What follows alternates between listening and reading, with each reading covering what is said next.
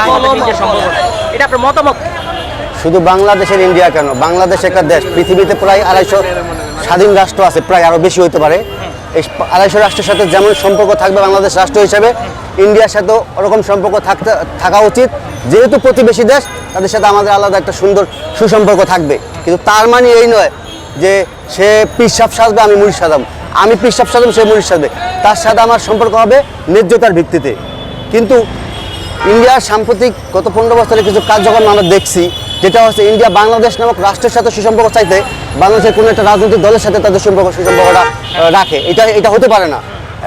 ভারত একটা দেশ, বাংলাদেশ একটা দেশ, একটা দেশের সাথে একটা দেশের সম্পর্কটাই থাকাটা বেশি জরুরি। কোনো দলের সাথে সুসম্পর্ক থাকতে পারে, সেটা যা সব কিছুর পরে, সব কিছুর ঊর্ধ্বে থাকবে রাষ্ট্রের জনগণের চাওয়াটা।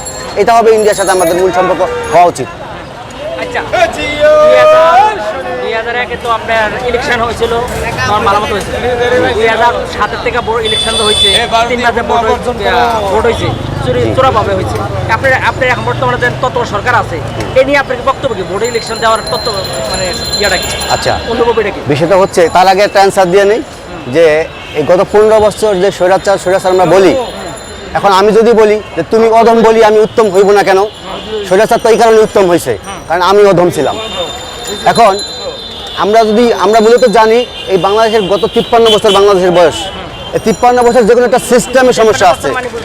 প্রায় 53 বছর বাংলাদেশে বাংলাদেশ রাষ্ট্র জন্ম, প্রায় 53 বছর স্বাধীন হয়েছে। এই 53 বছর কি কারণে আমরা আমাদের জনগণ কাঙ্ক্ষিত সেই সুফল, কাঙ্ক্ষিত লক্ষ্যে যাইতে পারতেছি না? নিশ্চয়ই কোনো একটা কারণ আছে, যেটাকে ছাত্ররা ফেসিবাদী সিস্টেম হিসেবে আখ্যায়িত করতেছে। এই সিস্টেমে যদি সমস্যা হয়, তাহলে তাকে সিস্টেমটা ঠিক করা উচিত।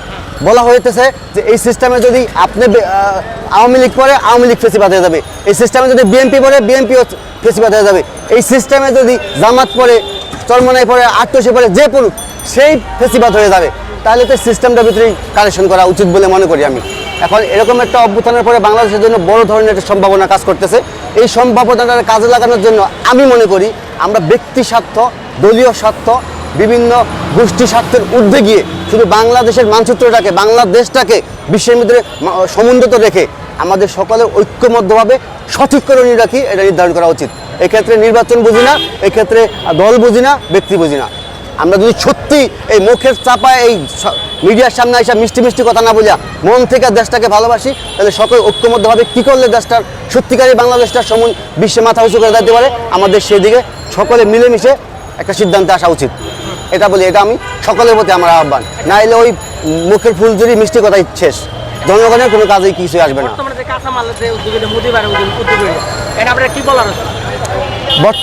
সাধারণ আমরা একটা স্বল্প উন্নত দেশ, উন্নয়নশীল দেশের কাছাকাছি যাইতেছিলাম।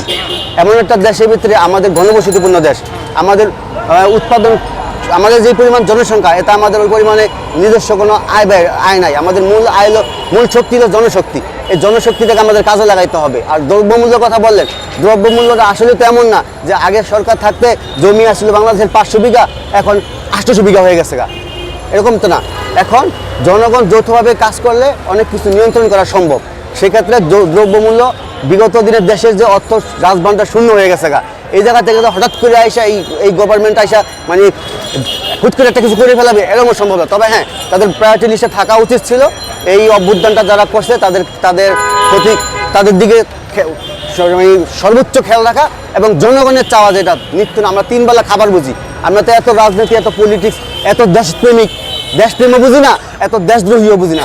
আমরা বুঝি 3 বেলা খাবার, আমরা বুঝি আমাদের দৈনন্দিন জীবনযাপন। এই দৈনন্দিন জীবনযাপনের দিকে সরকারকে এবং প্রত্যেককে ইতিবাচকভাবে দৃষ্টিভঙ্গি দিয়ে ব্যবস্থা নেওয়া উচিত। এটা হলো মূল কথা।